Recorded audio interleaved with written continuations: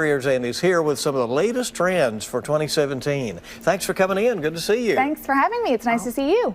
Get us started. What do we need to keep in mind as we're trying to freshen up? All right, so there's a few trends going on this year that you'll want to pay attention to. So the first is you're going to see a lot of graphic prints. Use these minimally in impactful areas. Your accessories, artwork, maybe throw pillows. They could be bold as you want them to be or as tame as you like. Anything from plaids to window pane patterns, geometrics.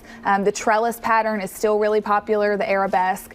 So use those in impactful areas. It does add some punch there. It really does. It gives you a little bit of something. Second thing to keep in mind is natural textures. People are trying to move a little bit away from those man-made fibers, chemical materials. So think linen, rattan, jute. You can use it on your window fabrics, furniture, your area rugs, even your wall coverings. You see a lot of seagrass, and it just adds a little dimension and element to your room that you may not have had before. Yeah, just to be a little more earthy. Yes, right? yeah, absolutely. As earthy as you like to be. And then finally, think about your tile. If you don't have to go so small, 6 by 6, 12 by 12, go a little larger with it. When you do that, people tend to think it closes in your space, and it actually does the opposite. It's able to open it up and make it feel more vast because you have less grout lines that are breaking it up visually. You mean like even in bathrooms? Bathroom floors, kitchen floors, even your shower walls. 12 by 24 are the most popular size that I'm seeing people gravitate to right now because you can orient it horizontally or vertically and lay it out in several different patterns.